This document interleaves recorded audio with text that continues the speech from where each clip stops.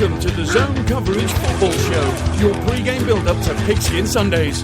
Catch the show live on the TuneIn and Speaker apps, or listen back in its podcast form via iTunes and Stitcher. Here's your host, live from Tees Towers, Mark Tees.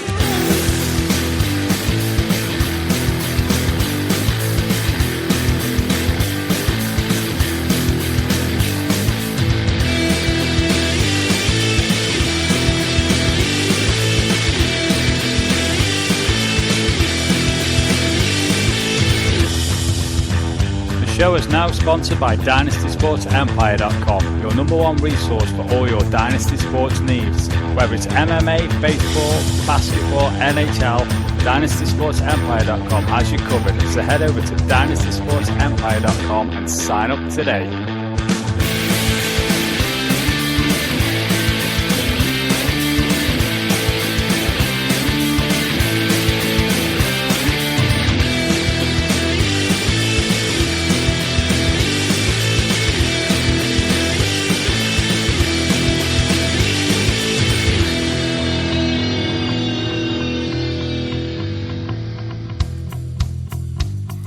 Oh yes, we are back. The football is back. HOF game tonight. We have a busy show for you guys today. We go inside training camp. Yes, we have reports on the sidelines for the Chicago Bears, the Minnesota Vikings and the Pittsburgh Steelers. So a busy show. Phone lines are open 07444 048 266.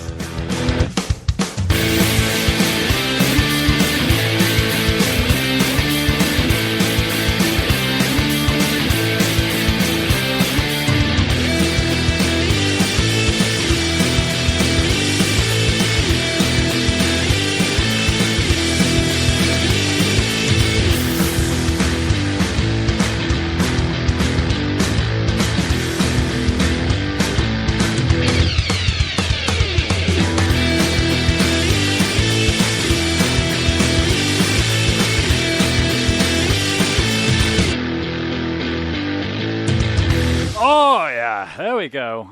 Good afternoon, everyone. Happy, is it like Pigskin Day? Pretty much. HOF game, I will take that tonight. Hope everyone is well wherever you may be. The chat room is full already. We have John, Terry, David, the big Legowski's in there. And just a quick congratulations. David says that his sister had a baby this morning, so pass on my congrats. Welcome to those of you that are in the chat room. If you want to join in the chat room with the guys over there, just head on over to Spreaker.com. It's a free sign up if you've got like your, what's it called now, Facebook, Twitter and stuff. Sign up, search Zone Coverage Football Show. Just click on the little speech bubble icon and come and join in the chat room. So it's usually good fun in there. Another option to listen live is the TuneIn app. Again, just download the TuneIn app, available on all sort of platforms and stuff, and just search Zone Coverage Football Show. Come join the party. If you have defected to the soccer side of things, I'm not going to hold that against you in fairness, but if you want to listen back, I know there's quite a lot of you been downloading the show, so a massive thank you for that. If you want to do that, you can do that via iTunes, Stitcher. We are on YouTube, and we are also on, SoundCloud. And yesterday, I opened up a Instagram account. So if you're on Instagram, I'm putting together some pictures and stuff for there, a bit more advertising. So head on over to Instagram and just search Zone Coverage Football Show. Beyond that, if you want to send us an email, zonecoveragefoootballshow at mail.com is the best port of call. You can tweet us at ZoneCoverageFS. We have a Facebook page, a Google Plus page. We are basically everywhere. As I was saying, as the intro rolled in there, we have an absolutely packed show today. I'm going to be rolling for, I would imagine, 90 minutes easily. We delve inside training camp. I was figuring like, what can we do? What's going on? And rather than sort of like read the reports and relay that information back to you second hand, I thought, why not go to the source? So I tracked down a few guys. I've been trolling Twitter, looking for people that have been at events, obviously at the training camps and stuff. So I stumbled across a guy called Lorin. He's works for thebearsbeat.com. He's going to be on talking a Bears camp with us. We have Arif Hassan. He's going to be talking for the Vikings. He's been at camp all week there. And Alex Kozora, he's been at the Pittsburgh Steelers camp. So they've witnessed things firsthand. So we've got little interviews with them. I caught up with them mainly over the course of like Thursday, Friday, Saturday. It's been absolute manic and zone coverage football show HQ, aka Tees Towers, over the past week. So hopefully you guys will enjoy that bit of insight as well. We're also going to talk about the Hall of Fame class of 2050, and I've got a bit of insight on the guys there that I shall read out for you. We also got a bit of NFL news, so beyond that, really, it is an absolute packed show. Just going to check in on Twitter. What is before I jump in on Twitter, there's a shot in the chat room from John Cartwright. He says, I'm doing the show now to avoid watching Stoke get thrashed by Liverpool. Yes, if you remember last time, we absolutely hammered Liverpool 5-1, and the wife wandered in utter amazement to tell me that we were 3-0 up. So you see, I am sacrificing my rip-roaring Potters to bring you the zone coverage football show, so always bear that in mind. Not that they're any good anyway, and I'm long over that sort of nonsense that goes on. It's full on a pigskin devotee here. Right then, I was going to check in on Twitter. So at Zone Coverage FS is the Twitter buttons if you want to hit. If the chat room does get busy, I do sort of lose track. So if you've got a question, if you're in the chat room, hit me up on Twitter at Zone Coverage FS, and I will get to those. My Twitter is not loading, so that is me falling flat on my face at the first chance I've got. I've been talking to Cameron. Will Davies, he's been checking out the show on some dodgy Wi-Fi abroad. He says, holler from poolside. He says, the Wi-Fi is strong enough to hear the stream. So that is awesome. Will Davies with little in there, he sent me a picture, so that is awesome, Will. You've got some Wi-Fi and taking time out to listen to the show whilst on holiday. That is dedication. That does get you extra bonus points, and those bonus points, they roll on into the Zone Coverage Football Show Fantasy Football. If you guys want in, tweet me. Tweet at Zone Coverage FS, and also part of that, retweet the show now. If you're listening live, you're going to get the jump on everyone. Retweet the live link that's out there, the show's out there, and tweet me, DM me an email address, and I'll send some invites to you. I'm not going to make you jump through hoops to get in. If you want in, just let me know. Tweet at me, and I will get the first people in. I think it's set up for 12 teams. If we go 16, we'll just roll with it till it's full and we can't take no more. I'm only going to do one league, so 17 people want in, first 16, and you are in. Right then, that's enough of my rambling. Let's jump into some NFL news. NFL news! Oh, before we do that, I want to give a shout out. As you know, Dynasty Sports Empire does sponsor the show, and a part of the Dynasty Sports Empire is TJ. I was on TJ's podcast last Sunday night for like 90 minutes. Me and TJ, you can find him on Twitter at War Room TJ. He does an in-depth sort of fantasy podcast. Highly recommend you guys go and check that out. We were talking about the NFL, well, like BAFTA, the American football in the UK. He wanted some insight to that, and we also spoke about a few of the teams and all that. So definitely go check that out. That is at War Room TJ on Twitter. And again, thanks to TJ for having me on the show. It was a good laugh. We were talking about British actors, all sorts. It was great fun. So please check that out.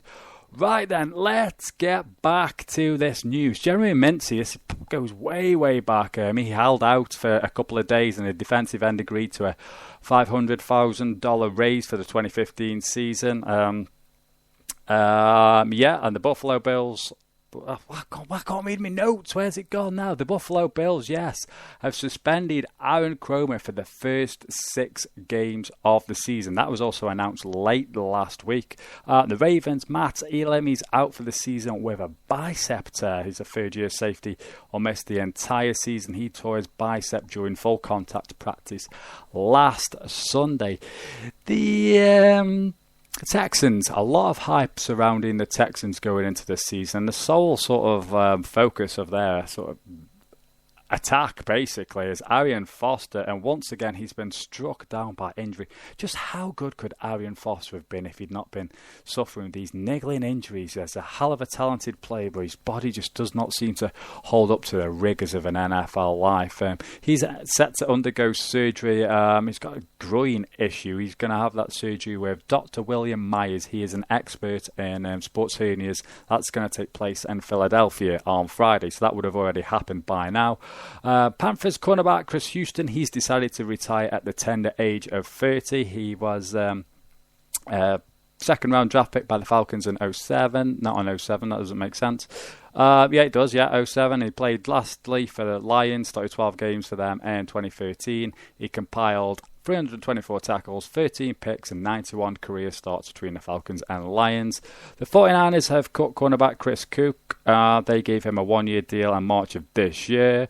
Talking of the running back situation over in Houston, Pierre Thomas did visit with the team on Wednesday, but the two sides were unable to agree on a contract. That was according to Thomas's agent, Lamont Smith. Not heard anything else there. Is anyone else? What happened there? Maybe it was money, or they were saying as soon as Foster's back, your role's going to be diminished. Either way, the two teams could not agree there. I told you when I did, my best and worst of, that's been well received. So if you've not checked them out, the best and worst units from the AFC and the NFC teams, the last two shows, go back and check them out all on zonecoveragefootballshow.com. DeAndre Levy, I put the Lions linebackers as better than the pass catchers and caught a bit of heat, which is fair dues. I totally understood that. DeAndre Levy, he has now signed a 4-year deal with $33 million. That includes a $12 million signing bonus, $20 million in guarantees, and an average annual salary of $8.43 million. He will earn a base salary of $1 million and a signing bonus of $12 million. He has a cap hit of $4.4 million. For you fantasy freaks out there, Cardinals wide receiver Michael Floyd, he broke 3 fingers in his left hand on Wednesday. He is expected to be out for around about 6 weeks. Moving on then, we have Darren Woodson. He's going to be inducted to the Cowboys Ring of Honor during halftime against the Seahawks on November the 1st. He's a 5-time Pro Bowler, finished his career with 1,350 tackles, surpassing Leron Jordan of 1,236 back in 2012. On to the Cleveland Browns. Barkevius Mingo, he's going to be sidelined for around about a month. He's undergone a minor orthoscopic knee procedure for a meniscus tear. Wide receivers Deshaun Jackson, he suffered a grade 2 separated shoulder. Did anyone see NFL Network tweeting out that the Texans and the Redskins were getting into it during their joint practice? That's sort of all over the web. Some very, very heated battles there. I do believe once the third sort of scuffle had broke out, both teams were then told to go to separate fields. I didn't see anything beyond that. It was getting late my end, but very, very testy over in the camp there.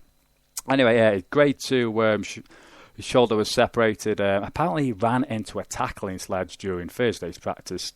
Jets quarterback D. Milliner, kills me to say that name, first round pick, pretty much a bust. He's now injured once again. I can't even remember. He's played 16 games in his first 2 seasons. He now has an issue with his wrist that needs surgery, basically. He's going to be out for 6 to 8 weeks. Moving on then, we have the Rams. They agreed a new 2-year extension with quarterback Nick Foles. The deal is worth around about $24.5 million, and he will receive $14 million in guaranteed money. The 49ers, we nearly got through the news, and I mean nearly got through the news, without the sort of idiot run that we've had of late. But we saved the biggest idiot till last. He's as big an idiot as he is talented. Yes, the 49ers, Aldon Smith, he has been released by the team now after the Santa Clara police announced that Smith was arrested for a hit-and-run, DUI, and vandalism.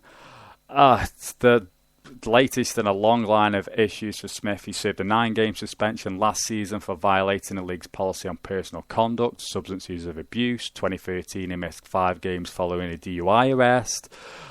He then checked himself into a treatment facility. It's like I sort of feel when you see really good, talented players coming towards the end of the career and they lose a step, it's painful. It's just as difficult as well as an outsider to watch a player with such talent just throw that career away. I was on about Sheldon Richardson last week and driving 200 or 140 odd miles an hour with a 12-year-old in his car. There's cannabis, there's guns.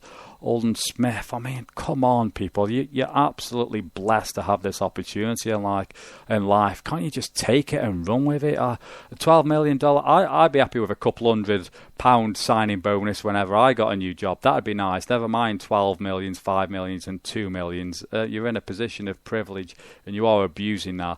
What's going to happen to Smith these days? Not sure if anyone's going to pick him up. Like you say, this is about strike number 15 for Smith now. Talented player. I feel sorry for the 49ers fans. They've had a rough season with their retirements. Not a lot as expected. I'm not sort of buying into that. I still think they're around about a 500 team. Yes, it is a sort of step back from what they were achieving, but with the losses and the new management and stuff there, it's going to be a tough year. So I know Terry is a 49ers fan, and he said he nearly went a couple of weeks without losing another key player. I feel for you, Terry, I really do. That's brutal as a 49ers fan. So hopefully this is sort of the last sort of news in regards to this idiotic behaviour that seems to dominate the pre-season. Right, then, I'm just going to check in on Twitter. If you want to get in touch, tweet me at ZoneCoverageFS. The chat room, like I say, is some good conversation going on in there, so I appreciate the guys joining me once again. David, he wants in on the fantasy, so that's a couple of you guys that want in on the fantasy as well. The Big Legowski, he's retweeted that we are live, as has David as well, so really appreciate that, guys. A lot of you spreading the word, and talking of spreading the word, I went and looked at the iTunes ratings. I put a iTunes bag out, I think it was, pretty much last week, and yes, the iTunes rating that I got was... one from David, he said, great info, Mark is a legend. That I have to tend to disagree with that. Great bunch of guys in the chat room too. So David, appreciate the review on iTunes there. Legowski, well-informed, entertaining, well-produced show that delivers the latest news with a UK twist. Mark knows his stuff. That is debatable.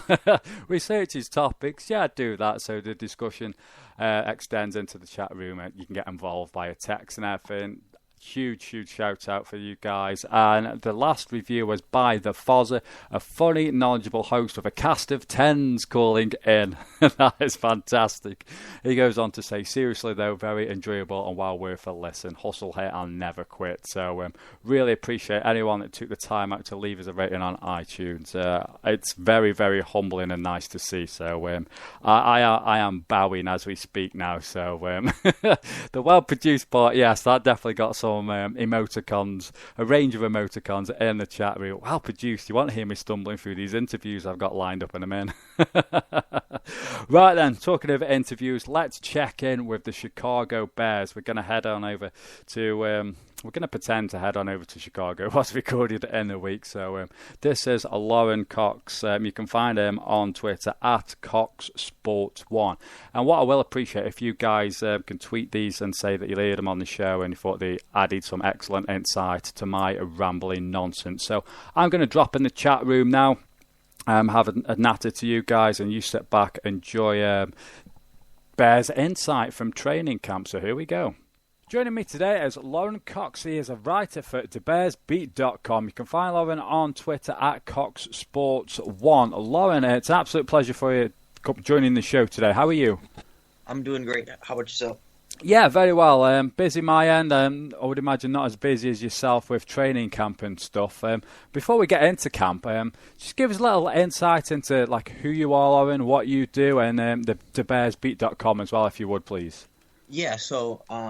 like you said, I'm the editor-in-chief and owner of TheBearsBeat.com. It's just kind of a small bear site me and some people started up where we, bring our insight and analysis on the team from maybe a different perspective than you get from the mainstream media, just because we're not necessarily in the same position as they are, but we have different backgrounds from football. For example, like one of our writers, Phil Atoshin, he's a former coach, and his dad is a former coach, and his family is a whole team of coaches, essentially. So we get a lot of different perspectives there.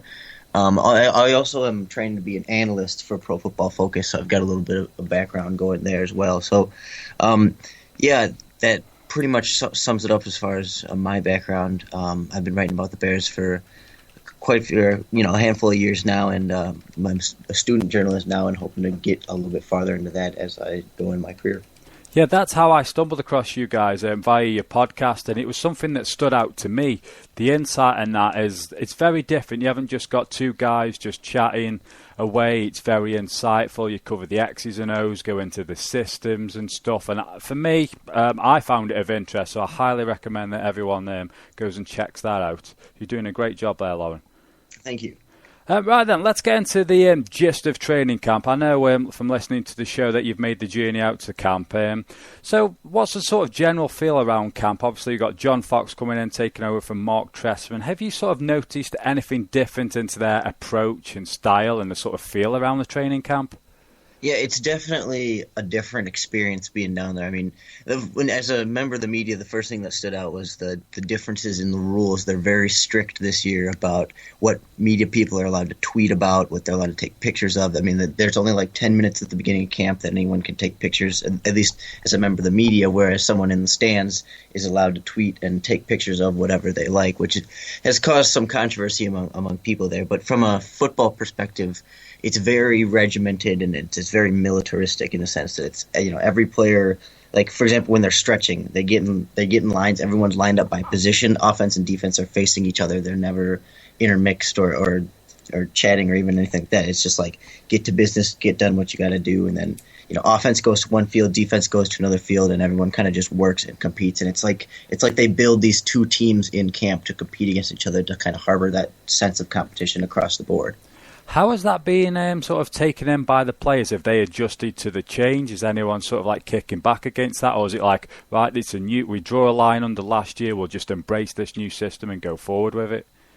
Yeah, player after player has kind of come out and taken subtle shots at the previous regime. I know Kyle Long came out and said something along the lines of that there had been walls built in the locker room that have now been broke down. And now, I mean, every player that I talked to at camp talked about how much they love the sense of competition and how they kind of feel like everyone can get a job if they earn it, and it's not just you were a first round pick so you're the starter. It's whoever plays the best is going to start, no matter if you were undrafted or if you were the first round pick. So there's tons of it's a positive environment for everyone, and everyone seems to be thriving in it for the most part.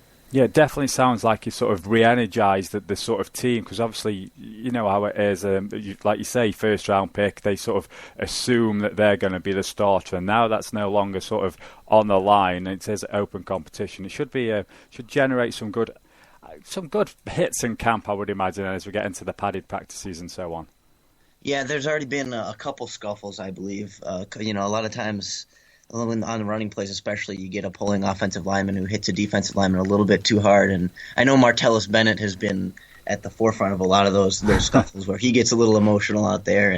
But it's all good. I don't think any injuries have come of it. And I know John Fox kind of plays it off as just guys getting emotional, and it's kind of expected with the competition that he tries to harbor there. Yeah, and for me, if I was a Bears fan, I'd something I'd want to see. I want to see the odd scuffle here and there. He showcases that passion and pride for me.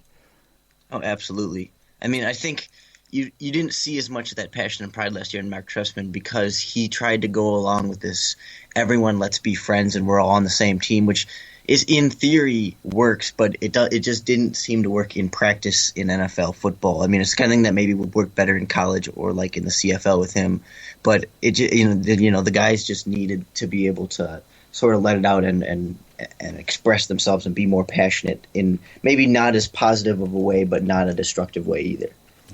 It's well known that the defence didn't fare so well last year. Vic Fangio's now changing the system to a 3-4 scheme, and I suppose the big question on everyone's sort of lips, and hopefully you can shed some light into anything you've witnessed into the people transitioning into new roles, especially like Jared Allen, a guy that's getting up there in age now, still an absolutely tremendous player, but he's going to be asked to drop in coverage. How's the system looking? Have there been any struggles? For the most part, these outside linebackers have been pretty much the strength of this team at camp so far. I mean, guys like Pernell McPhee and Lamar Houston have some experience at the position, but like you mentioned, Jared Allen, he's looked good so far, and Willie Young's been injured, but he hasn't quite looked 100%, but he's been getting back at it. And but one of the things to remember about a guy like Jared Allen in this defense is that he's not going to be a starter, and because of his age, he'll probably end up playing mostly on nickel. And in Vic Fangio's defense, a lot of times the outside linebackers in nickel will put their hand in the dirt and rush from a wide 9-tech spot as basically a 4-3 defensive end, but it's just they come out in a similar 2-4-5 alignment with 2 down linemen, and then the outside linebackers will sometimes put their hand in the dirt, sometimes stand up, and it's kind of one of the ways they disguise their defense and give the offense difficult looks to read. So and there's going to be a lot of times when Jared Allen is rushing as a quote-unquote 4-3 defensive end, but he's still the outside linebacker in the 3-4 nickel look. So it's not going to be a completely all-the-time brand-new outside linebacker for Jared Allen, but he's going to be doing some of it regardless. Keeping with the defence then, Antron Roll's come over in free agency from the Giants. Kyle Fuller for me last year. I thought he flashed huge potential, but obviously injuries caught up with him towards the back end of the season.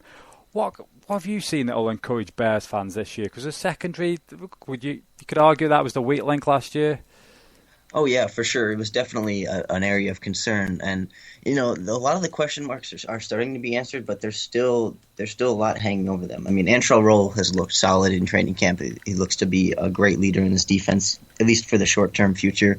But this cornerback battle that's going on right now is completely wide open. I don't think it's even a guarantee necessarily that Kyle Fuller is a starter this year. Wow. They've got Alan Ball competing for the starting job, as well as a backup Sherrick McManus, who has typically been a total special teamer, is now competing with the first team at times. So, I mean, Kyle Fuller is certainly right in the mix of the competition, but with the way that training camp's been going, they've been moving Tim Jennings into the slot and then having Alan Ball and other corners rotate on the outside with Kyle Fuller and even some Tim Jennings there too. So it's likely that Kyle Fuller is the starter, but it's not a complete 100% guarantee at this point because, he, like you said, he flashed last year, but there were times when he struggled and showed a lot of those rookie mistakes that you don't like to see going forward. So as long as he can sort of show that improvement, I think he'll be a starter just fine, but it's not a 100% guarantee because, like I said, just because he's the first-round pick doesn't mean he's the starter. Yeah. So it's changing gears then and moving into like the running game. We all know about Matt Forte, and it's well known also that both Fox and Gase tend to sort of rotate the backs. Have you seen any evidence of this? And if so, is Kadeem Carey the shoe-in for like the second running back, or will rookie Jeremy Langford get a shot? It does remain to be seen just how much they're going to rotate Matt Forte. I mean, he's been the clear number one because, I mean, he's still the best running back on this roster. But the number two battle behind him is very difficult to decipher at this point. Jaquiz Rogers, Kadeem Carey, and Jeremy Langford are all doing a ton of rotating at training camp. It'd be like 2 or 3 plays, and then the next one comes in, 2 or 3 plays, and then the next one comes in. So it's a bit difficult to read exactly who is where, but the impression that I've gotten is that Jaquiz Rogers was actually in the lead for the number 2 spot, with Langford as the 3 and Kadeem Carey at 4 right now. But that being said, it depends on what day you're at camp and what plays you see, because sometimes all 3 of them will look great in their own respective plays, and other times they'll struggle. So it's really going to depend on when the lights come on in their second preseason game to really separate themselves in this battle, because it's pretty tight right now. Yeah, I suppose another sort of person on the lips of everyone really is Jay Cutler. He's become sort of a joke for certain other teams. How is Cutler adapting to this system? How's he looked in camp? Well, the big story so far is that he has yet to commit a turnover in camp through 6 or 7 days now. So far, so good on that front. The offenses, like the first and second team, haven't been able to really push the ball down the field as much as I thought they might try to do. I mean, when they go up against the defense at 11-on-11, it's a lot of check downs, a lot of looking for the running back out of the backfield, looking for the tight end on the quick out route. They're not able to sort of push the limits of this defense over top like you might think, just because the defense has been playing so well at camp. So I'm curious to see that as camp goes on, whether or not Jay Cutler tries to test more of those throws against this defense and tries to sort of push himself a little bit and see if he can make these throws. And then maybe you might see the turnover start, but you also might see Jay trying to improve himself by testing himself a little bit versus his own teammates rather than trying to do it, week 3. Do you think we'll see Cutler come out of the pocket a little more and use his athleticism in this system? Yeah, actually, they've been working on training or drilling through some designed rollouts with all the quarterbacks, and I think that's something Bears fans have been wanting to see for quite a while now. I mean, that's something he did really well back in Denver with Mike Shanahan, excuse me, and so they're not going to do probably not any crazy option runs or anything like that, but I think they'd love to get him out of the pocket and just get him moving because once Jay's on the move, I think it stretches out defenses a little bit more and gives his guys the opportunity to get a little more open and let him use his arm to try and fire it in there. It's something I'm definitely looking forward to seeing too. Like you say, he did do a lot of that in Denver, so hopefully he can recapture some of that and adds that extra weapon. It makes the defenses just keeps them on the heels that little bit longer as well. Definitely. And then, you add on that the play action that they're going to try and do after establishing the running game, and I think it's really going to help him be more successful and try and put him in a similar situation as Tony Romo last year, where they kept the ball out of his hands, relied on the running game, and then when they needed him to, he was able to play a lot more efficiently and move the chains when he was asked. So moving on then, how's this year's rookie class been shaping up in camp? Well, Kevin White has yet to practice, and the Bears have been very mysterious about his shin injury. John Fox has kind of talked about how he wants to make sure he's completely in full shape and up to strength from a cardio perspective and really just ready to go 100%. But they haven't really said much about his shin. He wouldn't even confirm whether or not he'll train or he'll practice at training camp at all. Wow. So we haven't seen Kevin White unleashed so far. Eddie Goldman, their second-round pick, he's flashed quite a bit. He's had a few issues with dehydration and getting in complete shape, but when he's been on the field, he's looked decent, and he's been able to sort of make waves, especially against the run. Third-round pick, Cronus Grisou, has spent a lot of time with the second team at center. There were some expectations that he might compete to start right away, but it appears that he's going to be stuck behind their veteran that they signed from Denver, Will Montgomery. And then you mentioned Langford. He's looked good in some of the runs they give him. He still needs to solidify his blocking, and I think he needs to show and sort of reprove himself as a receiver, but I think he's definitely getting there. And then fifth-round safety, Adrian Amos, he's been mostly with the second team and on special teams, and he might still have a little bit to go. So, I mean, the early impressions, it's hard to tell on this draft class as a whole just because Kevin White hasn't played yet. But, I mean, so far so good across the board. I mean, no one is breaking out beyond what you might have expected them to do, but no one seems to be disappointing at this point either. Yeah. So who have you been like your camp standouts? And I'll play devil's advocate as well. You've got your standouts, and who's been, let's say, a slight disappointment so far in camp? Oh, definitely a wide receiver, Marquess Wilson, has been a big standout with Kevin White injured. Alshon Jeffrey missed a couple of days, I think, and even Eddie Royal has been banged up. Wilson has kind of stepped up as the fourth receiver and really shined. I mean, he's made some nice catches, kind of showcasing a little bit of the speed that the Bears were maybe lacking in the past. Another guy who's looked good, Christian Jones, the linebacker, formerly of Florida State. He went undrafted last year, and now he's looking to have a starting job lined up in the middle. He's really showcased his strength as a linebacker, and even on special teams, just moving guys out of his way and blowing them up. Maybe a guy that hasn't looked as good as you might have wanted. I had higher expectations for Mason Foster, and he hasn't looked necessarily bad, but I thought as a new signing in a new team, he might step up and thrive right away, and I haven't quite seen that yet. And then also like a guy like Jarvis Jenkins, he again, another guy, new situation. I thought maybe, getting out of Washington would be good for him, but so far he's, it's not like anybody's been terrible that was expected to be good, but it's just a lot of guys that just haven't really flashed as much as you like, and maybe, it's not that they're totally struggling completely, but they're just not as strong as you would have hoped. Right, and final question. Going into the preseason games, we've still got a few more weeks left in camp. Who's the under-the-radar guy that you'd say to fans like pre-season now? Keep an eye on this guy. He might say maybe make the 53, or he's going to be a standout, be a surprise. Well, one of the guys who's been making waves at camp lately is outside linebacker David Bass, who came over in a trade from Oakland last year as a seventh-round pick rookie. So he's learning outside linebacker for the first time this year, and he's really been starting to make some waves, getting extended time with the second team and even a little bit with the first team, getting to the quarterback and batting balls. Another guy, Cornelius Washington, who was the Bears' sixth-round pick in 2013, he's been playing at the 5-tech defensive end spot, and he's really continued to showcase insane mix of size and speed and strength that has allowed him to thrive more on special teams, but I think now he's starting to show it a little bit on defense too, and starting to see him come into his own a little bit. So David Bass and Cornelius Washington definitely are the guys on the defensive end. On offense, I mean, I already mentioned Marquise Wilson, who's having a great camp. He's definitely someone to look at there. But other than that, everyone else seems to be sort of producing as you might expect. I think one of the backup running backs will end up shining, but it's just a matter of who stands out. But I think whoever wins that job will have enough momentum from that to have a pretty good season beyond that.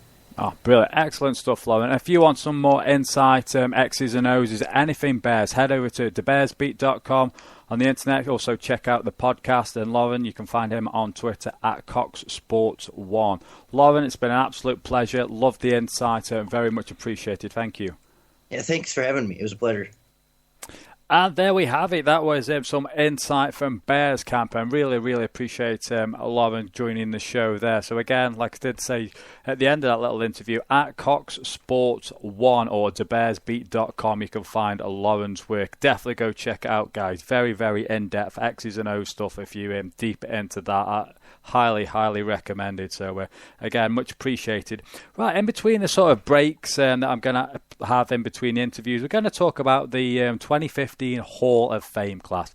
8 inductees have been enshrined over the course of the last couple of days. I haven't had a chance at the moment to go and check out their speeches, but they're usually pretty moving. So, I think they're all on NFL.com. So, I've been to the HOF website and I've printed off some stuff, so I'm going to read you a bit of info about some of the guys that have been inducted to today. So we're going to reel off 4 now before we get into the next camp insight. That'll be from Arif Hassan covering the Minnesota Vikings. But first up in the 2015 the HOF class, damn it, is Jerome the Bus Bettis. I watched a lot of Jerome Bettis, great player to watch. Running back of Notre Dame, he was selected by the Rams as the first round 10th overall back in 1993. He earned rookie honors that year.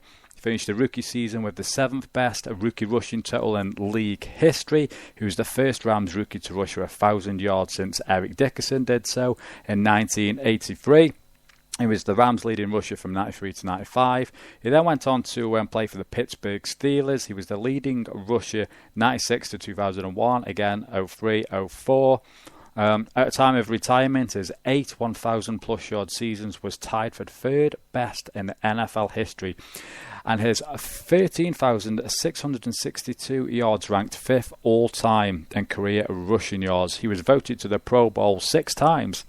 94, 95, 97, 98, 2002 and 2005. So Jerome Bettis, well deserved of that golden jacket. We move on to Tim Brown, wide receiver / kick punt returner.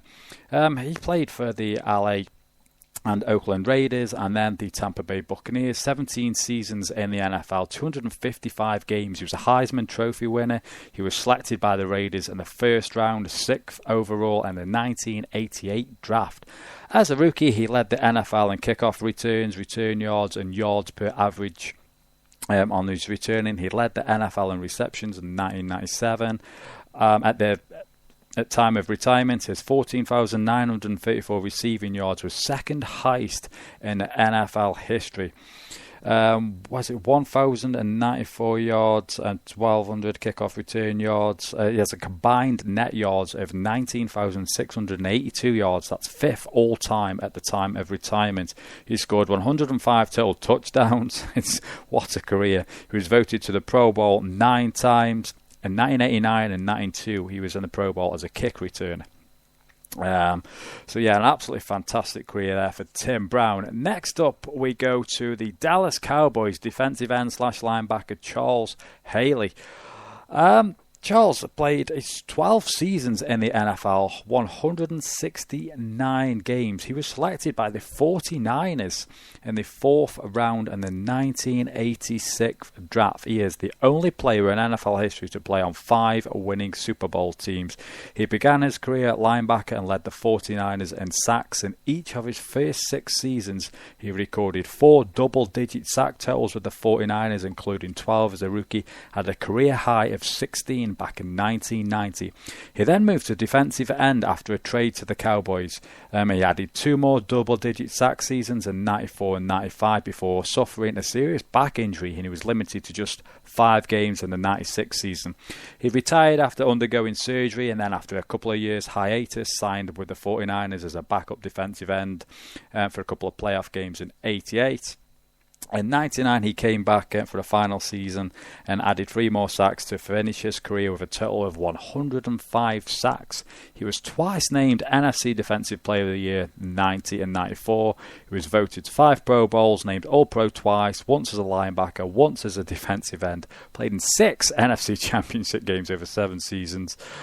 Wow, what a career Charles Haley had. So that's Charles Haley. Again, very, very deserving of his gold jacket. We move on to Bill Polian. He's spent 32 seasons in the NFL, during which time he's earned the reputation of building franchises into dominant playoff team. He is most noted for turning the fortunes of 3 different teams around that has resulted in a combined 5 Super Bowls. The Bills 3 and the Colts 2. He began his tenure in the NFL as a scout for the Kansas City Chiefs, took over then as the general manager of the Bills in 84. He then transformed the Bills into a powerhouse team, leading them to 4 straight AFC Eastern Division titles. He's then worked in the NFL office as the Vice President of Football Development in the 93-94 season before becoming General Manager of the then expansion Carolina Panthers. He led the Panthers to the NFC Championship in just his 2nd season. He then moved on to the Colts in 1998 to become the president/general manager. He led the Colts to 8 championship games. Not the Colts to championship games, but in total he led teams to 8 championship games, 4 with the Bills, 1 with the Panthers, and 3 with the Colts. He was the first administrator to be named NFL's Executive of the Year by the Sporting News. Not once, not twice, but 6 times. So that is Bill Polian there. Again, an absolutely outstanding career, and congratulations to those 4 with their entry to the Hall of Fame class 2015. We will cover the next 4 after where we've caught up with some Vikings camp. I'm going to drop again into the chat room. If you want to tweet in to me, feel free to do so at Zone Coverage FS. We're now going to delve into Vikings camp with Arif Hassan. You can follow Arif on Twitter at Arif Hassan NFL. That's ARIFHASAN NFL. So here's the interview with Arif.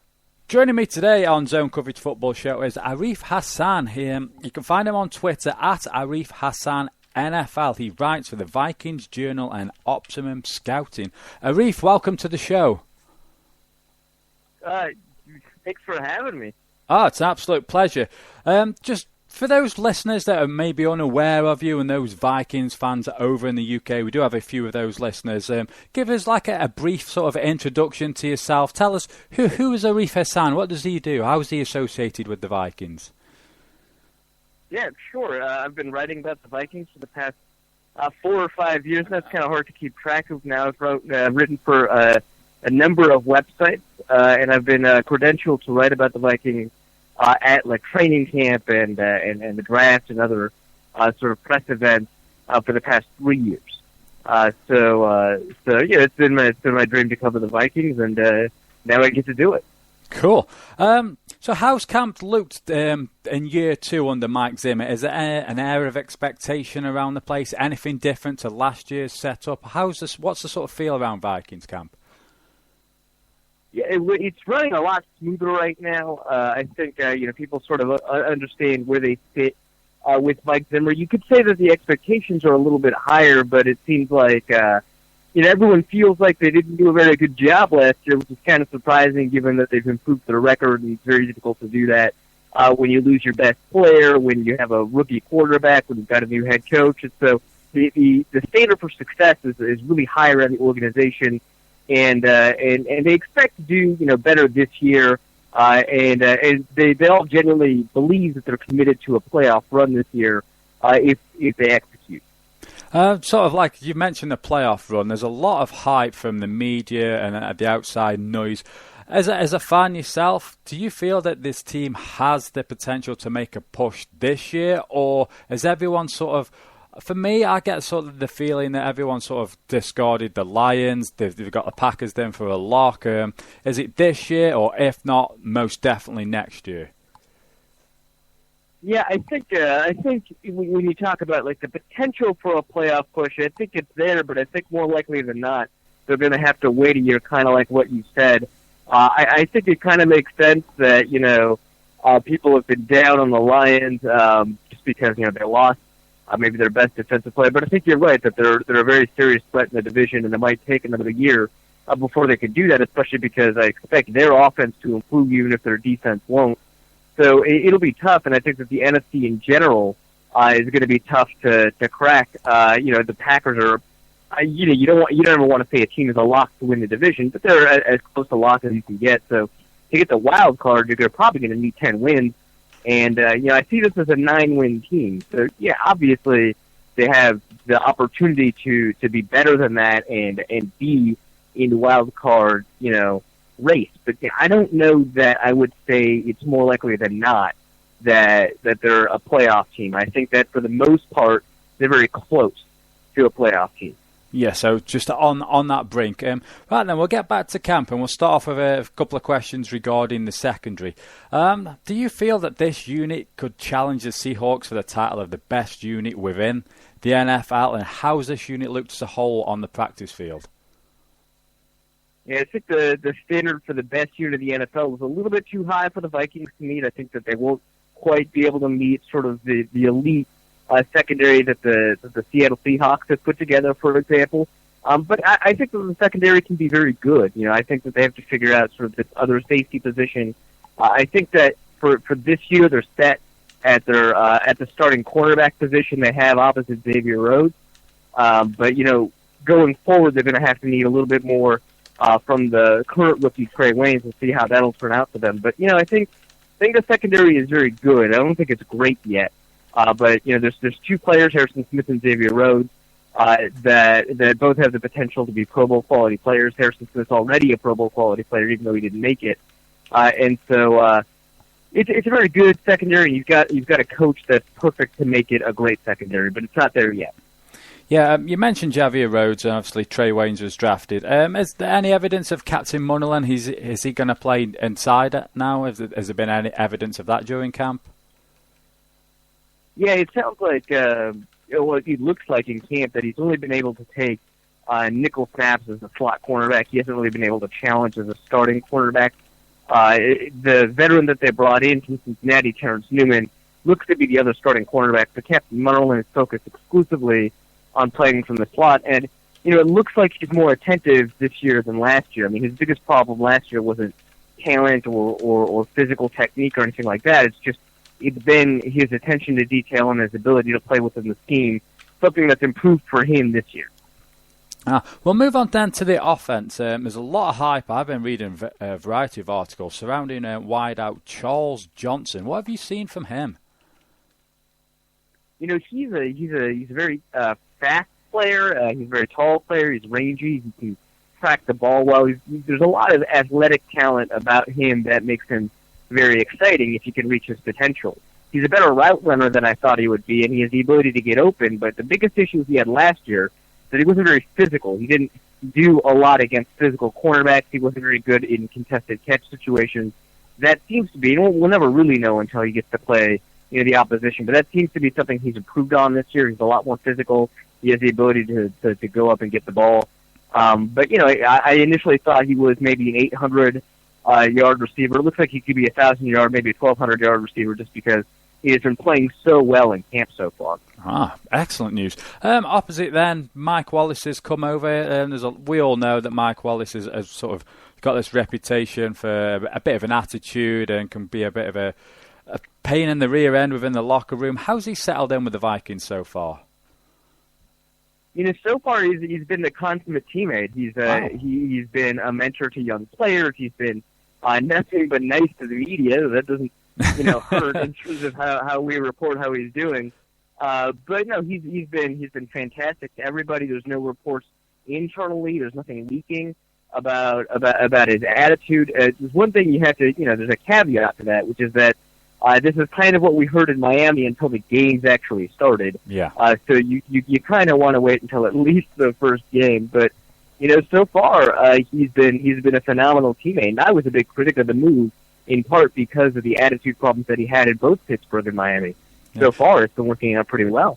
Fingers crossed that pans out throughout the course of the season. Like you say, we'll see when the going gets tough, see if the real Mike Wallace does indeed stand up. You mentioned that Wallace was being a bit of a mentor for some of the younger players. One that I feel is under intense pressure, and it'd be no surprise that the guy I'm going to mention, Cordell Patterson, is due quite a lot of money next year. It's a lot of money for someone that's basically a punt returner. What's the sort of the insight into Patterson? Is there any hope? Will this guy fulfill that potential that we've all seen flashes of? I think in terms of fulfilling his potential completely, we're probably not going to see that. But if he fulfills some of it, I think that you can count the season as success. And I think that for him, his issue was basic receiving skills. So, we all saw astounding after the catch ability. We saw astounding vision. We saw amazing athleticism. I mean, the entire core has athleticism, and in that receiver core, he stands out. So, like you say, he's got a lot of potential, but I think that he's going to be relegated to this fourth or fifth receiver role, so we're not going to see him on the field all that much. But I do think that he's improved as a receiver. I think that his route running is a little bit better. He's playing a little bit more deception in his route running, which is a very important part of the skill set. We haven't seen him, like I was talking about Charles Johnson and his physicality, we haven't seen him in as many situations where he can prove that he can win contested catches. But he looks better. Whether or not, that's a result of a small sample size, whether or not that's maybe my sort of hopeful optimism, who knows. But he looks like a better route runner. He looks like he's got a better release off the line of scrimmage. We're just not going to see as much of him this year as we did at the beginning of last year, in part because of the talent of players like Charles Johnson.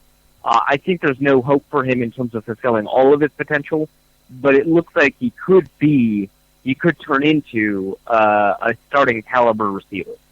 Right then, moving on, I've got to ask, it'd be criminal if I didn't. A lot of people would be screaming at me. Adrian Peterson, we all know about the off-field sort of stuff. I'll put that to one side. How's he been accepted back into the locker room? Teammate-wise, how have the fans been responding to him? And the media in general, what's the sort of feel in Minnesota about AP's return?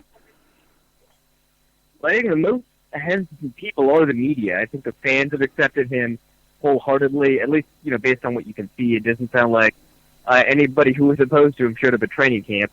I guess we'll see once the season starts. But the folks who were there have been very accepting. The locker room, I don't think there's ever been a question that the locker room has been 100% behind him. I've been trying to figure out sort of the locker room's feeling on him since it started last season, and it's never really wavered in terms of the support he's had. He's had the full support of everybody in the locker room. They're all very, very happy that he's back. They're all pulling for him, and the fans that I see are all happy to see him back. So all of those things together, I think the most hesitant people are the media, and I think that if you were going to choose a group to be hesitant about a player, you'd want it to be that group. You don't want to be other players or the other fans. So far, it looks like he's being accepted. Oh, it's good to hear. It's an excellent point as well about if you want the people to disapprove, the media, or the people to be at the top of the list there. One last person I want to ask you about, Teddy Bridgewater, going into year 2. Down the stretch last year, Bridgewater, for me, very, very impressive. He had a bit of a shaky start, but that's understandable as a rookie. How's he looked in camp? Have you seen any progression there? He's looked good. A lot of people have been a little bit worried about how he's been playing in camp. Just because, when we report on things that are anomalies, right? So we'll report when there's an interception or an incompletion. We won't always tell people when there's a completion here, there, or there. But he's looked a lot better this year in camp than he did last year in camp, and he's doing it against a better defense. Because last year he started off the season as the second-string quarterback, and he played against the second-string defense. He threw more interceptions. He had more incompletions last year than he does this year. And again, this defense that he's playing against is a first-team defense. It's a better defense, and he's doing a better job. He's stringing together completion after completion after completion. I think a lot of fans might want to see him be a little bit more aggressive about pushing the ball downfield. And that might be the only criticism I have of him. He's a second-year quarterback, and he looks like he's been in the league for a couple of years now. So I think, he's looked good in camp, and I think that he's been a consistent and efficient quarterback. Yeah. Speaking of talking about the young guys, how have this year's rookie class been shaping up? I think for the most part it's looked pretty good. I think sort of the first two picks, Trey Waynes and Eric Kendricks, it's been difficult to see them do well. Trey Waynes just because it's difficult for rookie defensive backs to look good in general, and he's taken a little bit of time to learn the system. Eric Kendricks just because he's sort of on the second team right now, but he's looked good when he's played. But these other rookies, they've actually all looked fairly astounding. You talk a little bit more about these mid-rounders, late-rounders, you start worrying about the early-rounders. But if you get enough hits in the class, it's a good thing. Daniil Hunter, the third-round defensive end, everyone thought he was raw. Everyone thought it was going to take him a while to contribute on the field, and he's been astounding in camp. Stephon Diggs, the fifth-round receiver, he's looked amazing. He might even have the best camp performance of any of the young players out there. Wow. And then Michael Pruitt, he's another fifth-round tight end. He's looked very good as well. Excellent. I've got two questions for you. I think you sort of touched on one there. Camp standouts and then disappointments. Yeah, I think like I said, Stephon Diggs is probably one of those camp standouts. If you wanted to pick another one, I would say, Terrence Newman actually is kind of surprising. He's 37 years old. You wouldn't expect it of him, but he's been able to keep up with Mike Wallace, arguably the fastest player in the NFL. And he stayed step for step on a number of routes, on a number of plays, with a player who's 10 years younger than him and probably the fastest player at his position. So Terrence Newman has been very good. And I think one more player I would pick is Phil Lodeholt, right tackle on the offensive line. He's faced a lot of criticism for inconsistent play, and fairly so. But this year in camp, he's looked like a lockdown tackle. He's looked very good. I think in terms of disappointments, I think it's difficult to look past Matt Khalil. He's coming off of his second down season in a row. He had a very good rookie year, and people are hoping that he can tap into the talent that he showed in his rookie year and become, a Pro Bowl quality player again, or even an average left tackle. And so far in camp, he hasn't shown that at all. He's looked pretty disappointing, and everyone who's lined up against him has done a pretty good job getting past him. So I think he's the biggest disappointment. I think another disappointment that might be a little bit harder to figure out, just because there's a lot of people who have been doing a pretty good job at camp, but Matt Khalil's failure just kind of stands out to me. I'm sure there are other disappointments I can think of, and all the quarterbacks besides Teddy, actually, they all look pretty bad. Okay. Yeah, I mean, it's just the backup quarterback position is pretty important, and generally speaking, they perform better in camp than they have so far. And, if Teddy goes down, I think it's going to be a worse quarterback situation than the Vikings had last year when their starting quarterback, Matt Castle, went down. So, that position is a little bit of a disappointment. And then I think finally the safety position opposite Harrison Smith, no one's really taken that and run with it yet. Blanton's looked disappointing. Anton Exum's been a little bit disappointing. Andrews and Day has been a little bit disappointing. So until someone steps up, that position is going to be a question mark. Interesting. The last question I've got then, Arif, if you could give us the fans in general and the Vikings fans an under-the-radar guy to keep an eye on throughout the pre-season. Yeah, I think you want to keep an eye on, like I said, Matt Khalil. Make sure that maybe he's got camp jitters or something. Hopefully he can improve, because he'll be very important for how the offense runs. You want to keep an eye on Stephon Diggs. I mean, he's an exciting, electric player. Maybe if you're into fantasy football, he could be a late round steal because he sounds and he looks very talented.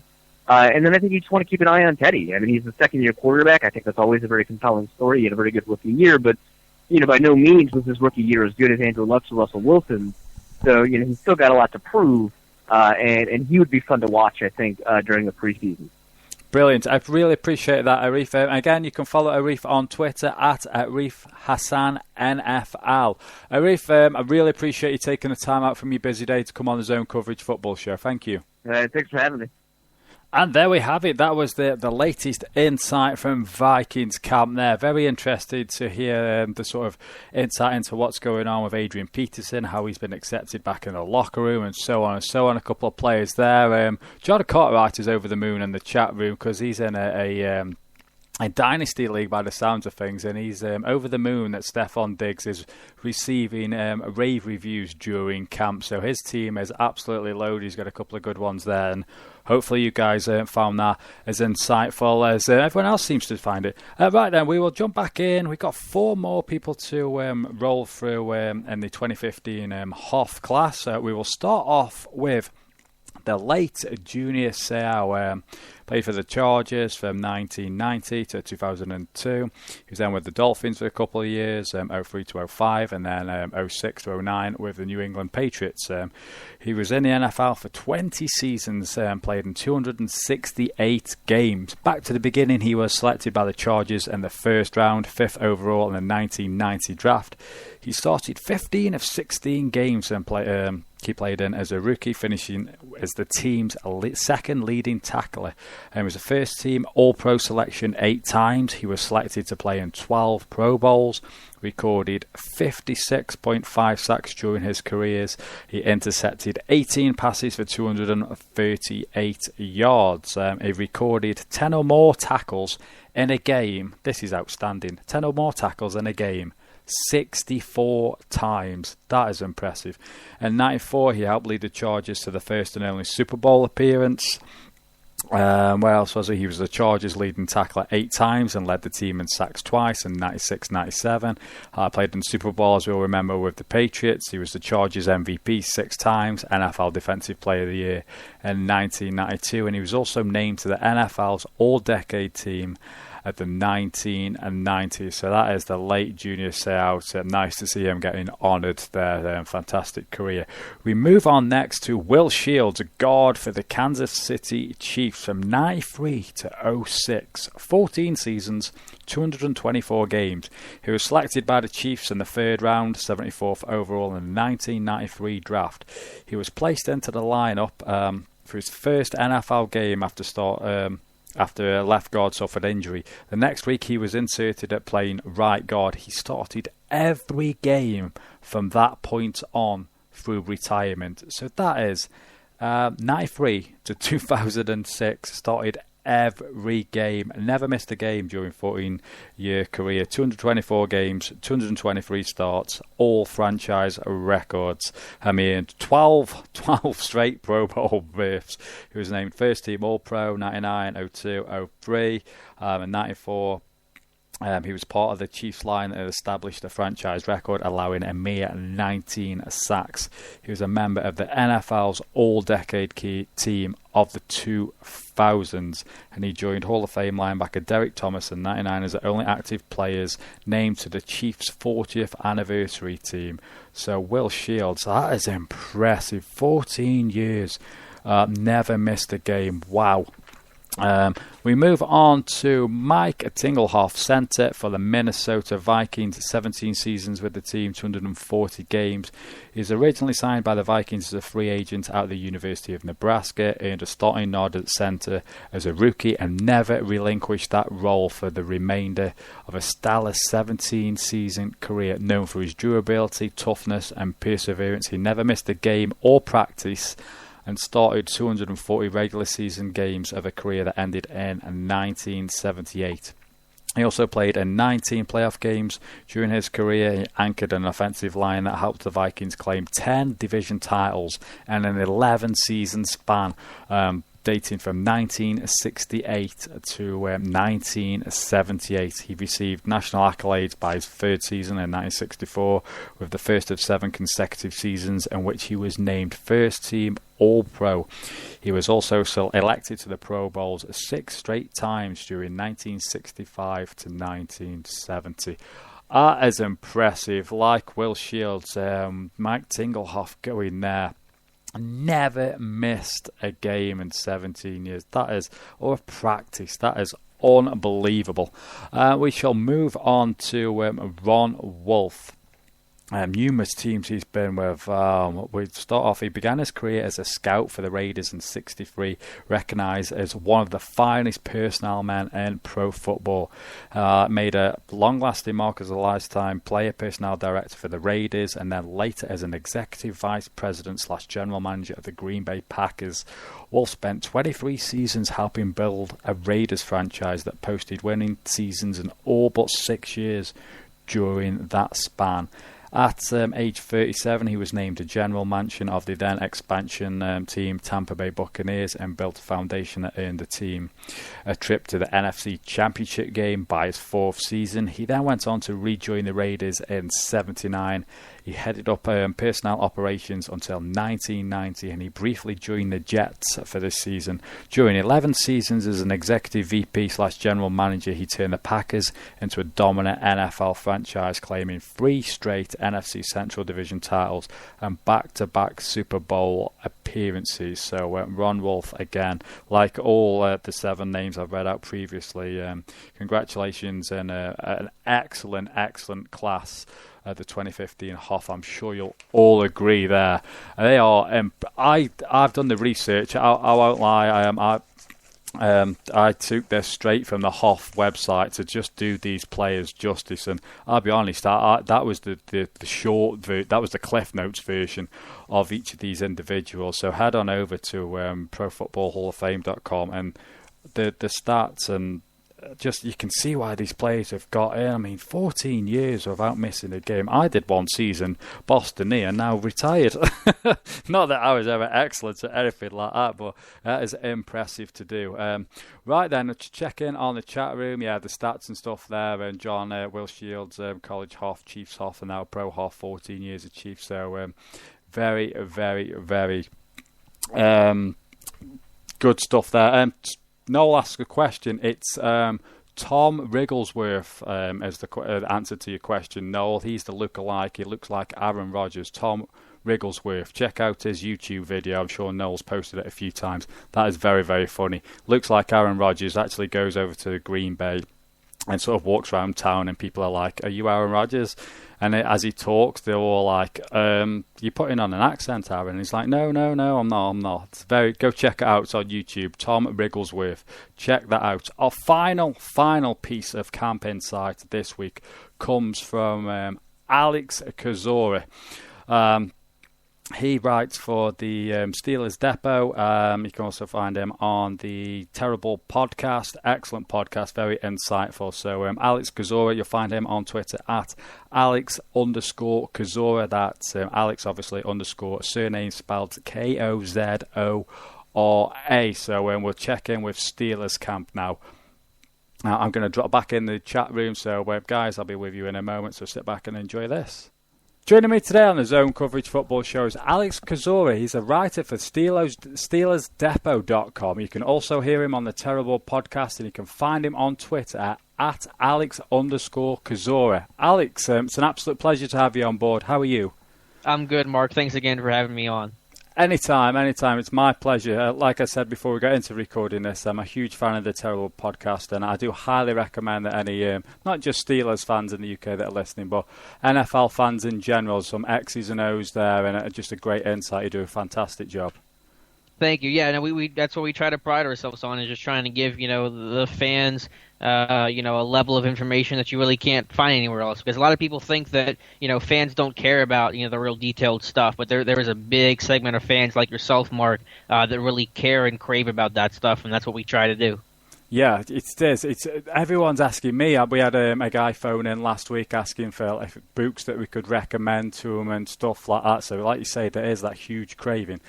Right then, Alex, before we get into this then, can you give us a little insight as to yourself, how you got into the Steelers writing, and obviously you're there at camp. Just tell the listeners, who is Alex Kozora? Well, I'm not an athlete. I'll start with that, and that's why I think I've gotten into the writing and the trying to analyze from afar, because I'm 5'6" on a good day, and I just was never a great athlete, but I always loved the game. Always wanted to try to stay close to the game. I don't really know how I fell in love with football to begin with. I wish I had a cool story about it, but I really don't. It's always just kind of been a part of me. So, I just try to learn as much as I can about the game. That's kind of the approach I take, to learn as much as I can. I know I have so much more to learn. You never really stop learning in a business like this, and to share that as much as I can along the way. I was writing for some other sites prior to Steelers Depot, and then I just happened to, I think, tweet at Dave Bryan, the head of Steelers Depot, one of my articles one day, and he ended up talking to me and basically hired me that day. And so here in just about a week, it'll be 2 years at Steelers Depot. Wow, impressive stuff. Right then, let's get into the nitty-gritty of this. Camp's been up and running, and you've been there from day one. In regards to the setup, and in particular on the defence, has there been any sort of changes, or what have you noticed that's different now that the Dick LeBeau era has come to an end?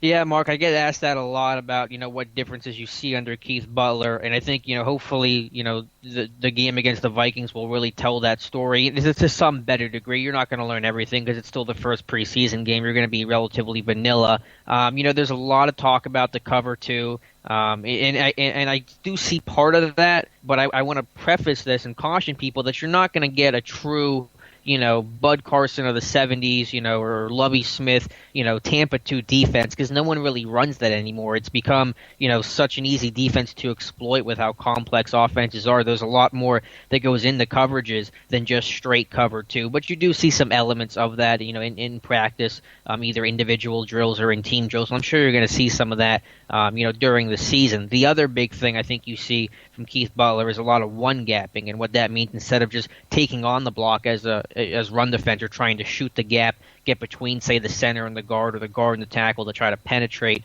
and try to get into the backfield. So you're seeing that, I think, a little bit more. You saw it under LeBeau as well, but I think it's kind of been another place of emphasis under Keith Butler when you have great defensive ends like Cam Hayward, he broke out last year, and Stephon Tuitt, who I think is going to break out in 2015. The one last thing I would point to in terms of Keith Butler's defense is probably a little bit more pressure from the secondary, some more corner and safety blitzes that you didn't get as much under Dick LeBeau, just different ways of trying to get to the quarterback.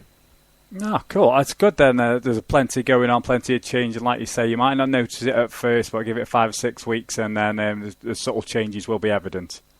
Yeah, and again, it's not going to be a big overhaul from LeBeau. There's still going to be a lot of the things you're seeing this year are stuff that LeBeau's done in the past. So it's not going to be a big change. The changes that are there are going to be very nuanced, and something that you're really going to have to kind of go back and watch a couple times to pick out. And keeping with this defense, then, how's Brandon Boykin settled in with his new team since his move from the Eagles?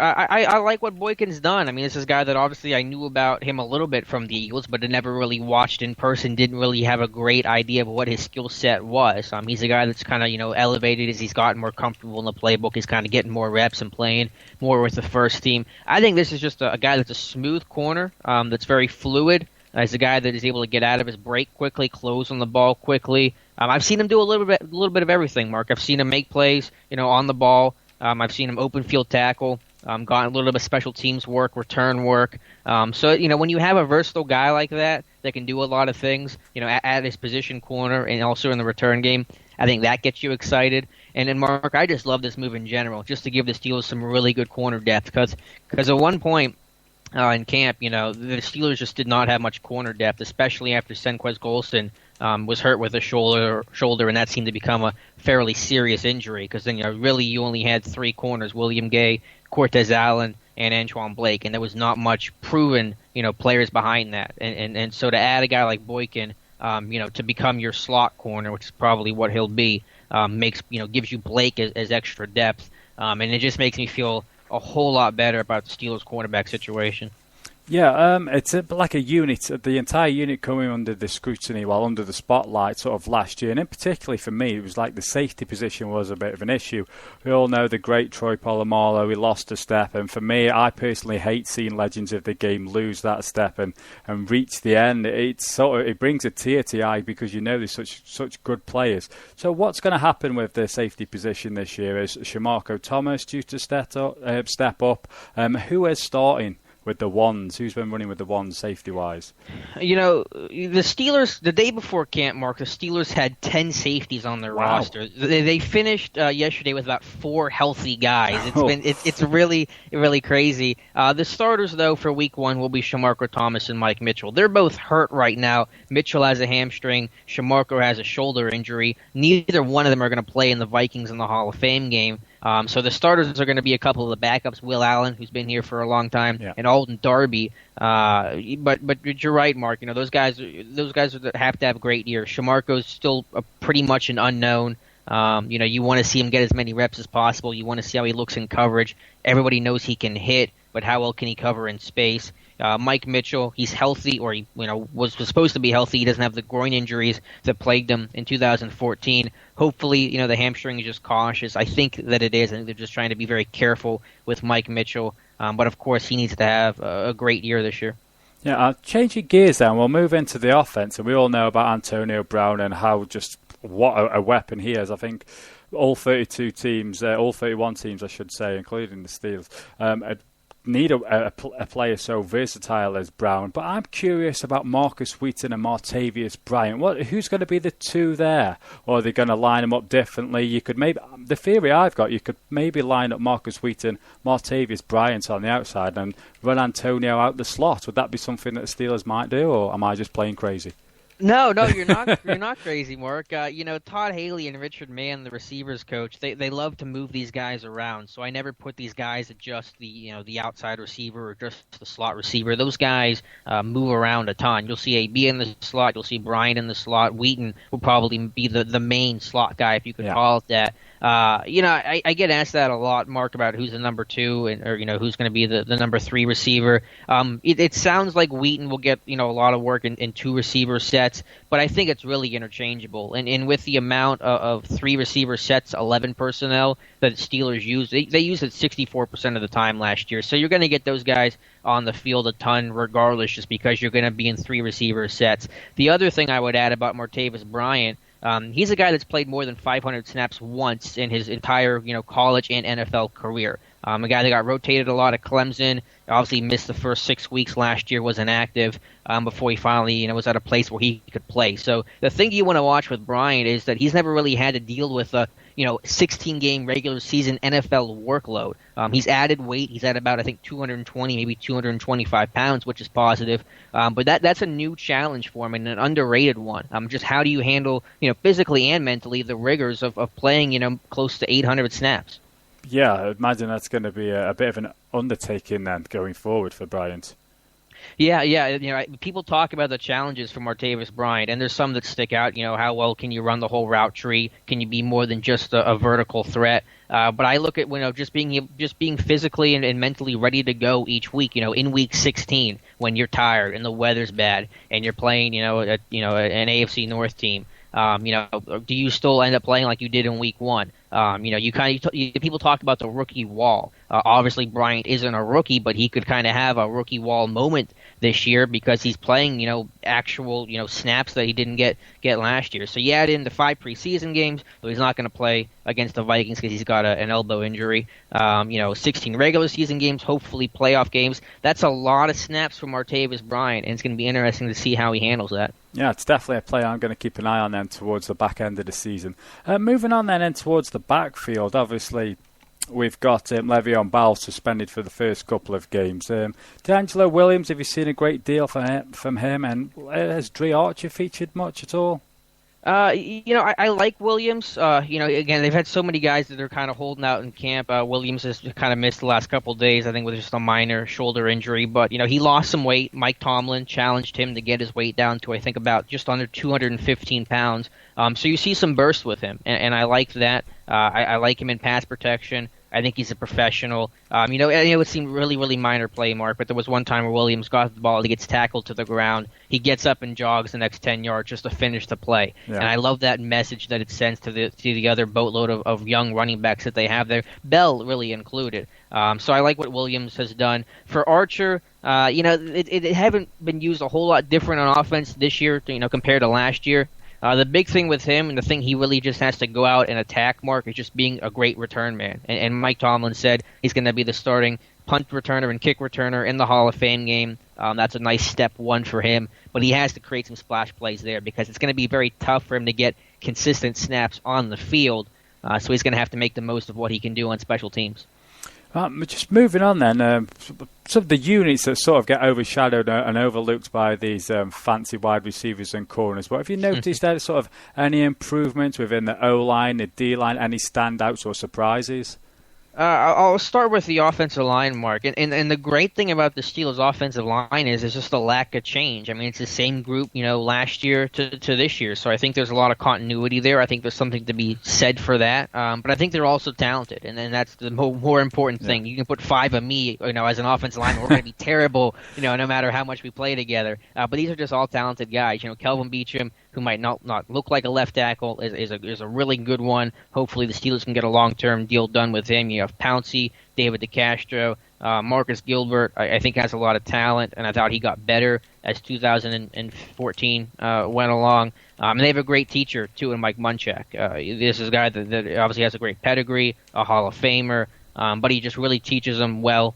You see him work on a bunch of different stuff, stunt pickup, which defenses, use to try to confuse the offensive line. He reps that every day. I think Steelers have gotten a lot better at that last year, and picking up kind of the different blitzes and stunts that teams will use at you. So I'm happy about that. The defensive line, I'm excited about the starting defensive ends, Cam Hayward. Everybody knows about Cam Hayward, how good he is. I think he might even hit 10 sacks this year. Wow. I think that's kind of the goal. Stephon Tuitt's a guy that could break out. I'm really, really excited about this guy.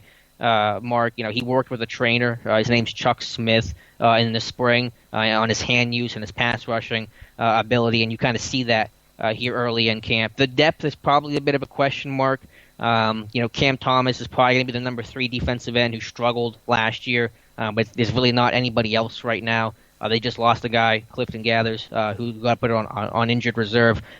So defensive line depth is probably one area of concern. Onto the offensive. Oh, you've already covered the offensive line. Yeah. I'm going crazy here. I'm just talking too much. It's all right. No. I was actually making notes. I've written down Stephon Tuitt. I've got a few notes from what you've been saying to keep an eye on going forward. On then to this year's rookie class. How's that been shaping up? I think across the board, I've been happy with that. You try to be a little optimistic, and I think it's always tough to tell though, Mark, until you get into a game setting. This preseason game, the 5 that you have, which I'm so happy the team gets to play 5, is going to be a big tell because you can, whatever you do in practice, which of course you love to look at and see how these guys look. You just can't simulate it in a game. You got a coach in practice standing right next to you, basically holding your hand. In a game, it's not like that. So you want to just see how these guys have to react on the fly. The first round pick, Bud Dupree, I love his first step. I think he's a hard worker as a pass rusher, is adding some counters to his game. I thought I've seen some improvement from day 1 of training camp to where we're at now at the end of day 11. A couple of the later round guys, Anthony Chickalo, a 6th round pick. He was a 3-4 defensive end at Miami, Florida. The Steelers draft him, convert him to outside linebacker, and he's having a really nice camp.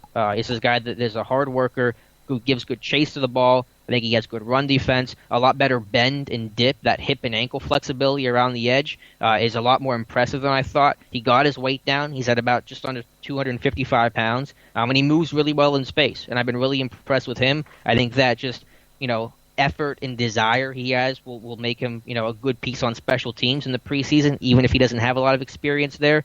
So that's one guy that I think has stuck out to a lot of people. Mark, overall, just to touch on this real quick, the outside linebackers, fighting for that 5th spot. You got Anthony Chickalo, Howard Jones, and Shayon Green. That's going to be a great battle. They've all shown some really positive things.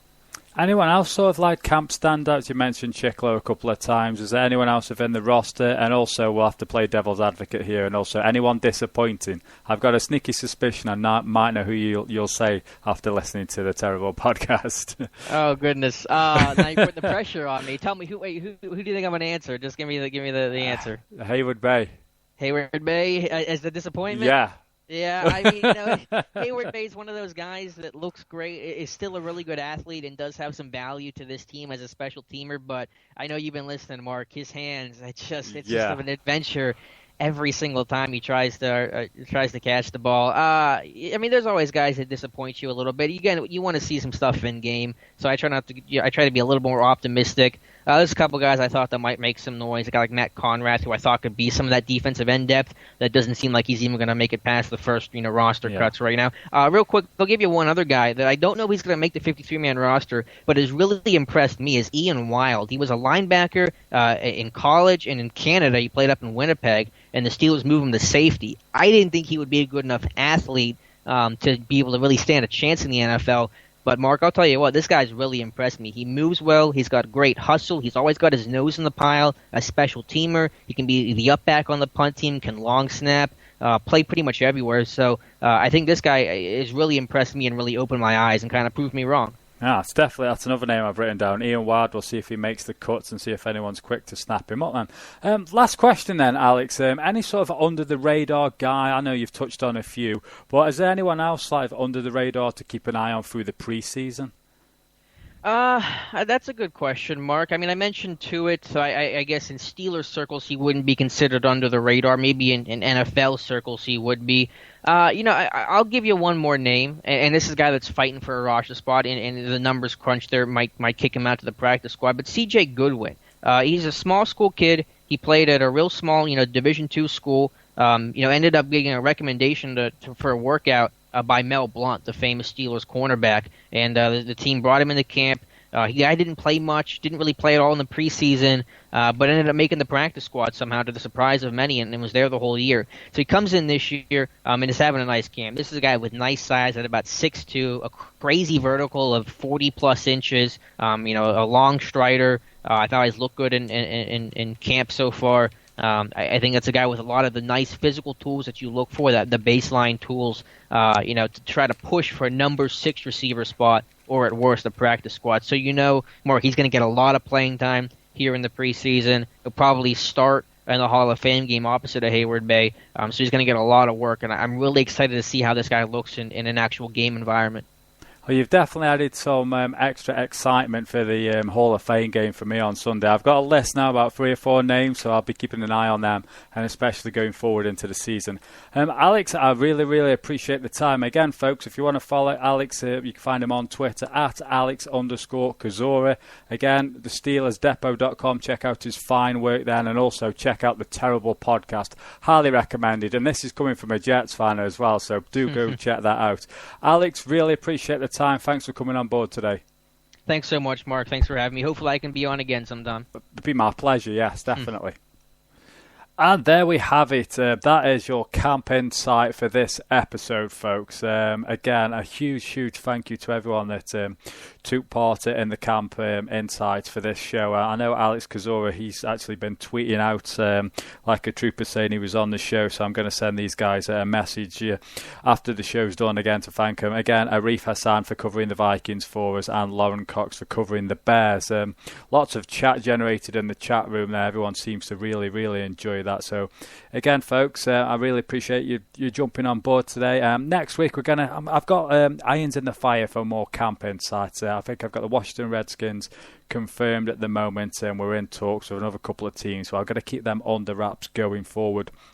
And we definitely, as I spoke to the guys, Lorin, Arif and Alex, I mentioned going forward if we could get these back on at the drop of the hat for some insight, and I've messaged Alex a couple of times, so definitely a couple of guys that will get back on, very insightful, and like you say, go check out their podcast. It likes X's and O's and stuff like that. Deeper insight and analysis. Highly, highly recommended. So please go check them out and tweet at the guys as well. Let them know that you've heard them on the show and what your insight is. And as I spoke to them off air as well, they welcome all sorts of questions related to camp. So feel free to do that.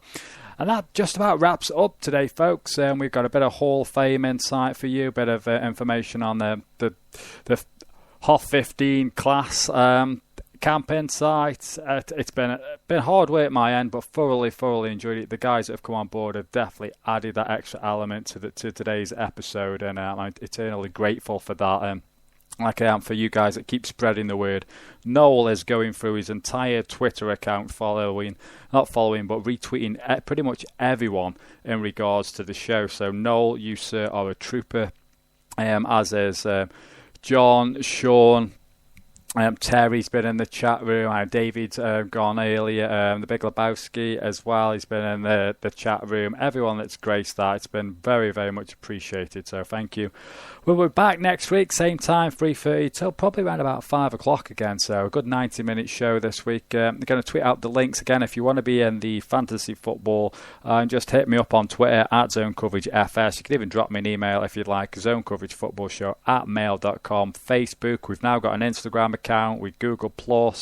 Get to the website, ZoneCoverageFootballShow.com, for all your links to the past episodes, your live links, and pretty much everything on demand. So that is it. Wrapping it up this week. Again, thank you to all, and hustle, hit, and never quit.